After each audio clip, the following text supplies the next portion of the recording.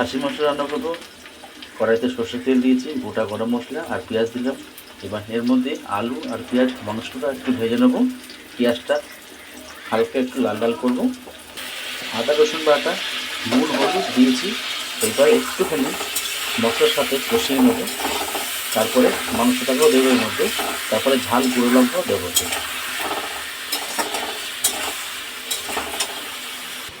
Marinate করে খাসি মাংসটাকে এবার দিয়ে দেবো টক দই, হলুদ আর নুন দিয়ে মাখানো ছিল। এবার মাংসটা একটুখানি কষিয়ে তারপরে ঝাল লঙ্কাটা দেবো। এতে ঝাল গুঁড়ো লঙ্কাটা দিলাম। এবার ভালো মতন কষিয়ে নিয়ে 10 মিনিটের জন্য ঢাকা দেবো। খাসি মাংসটা ভালো মতন কষানো হয়ে গেছে।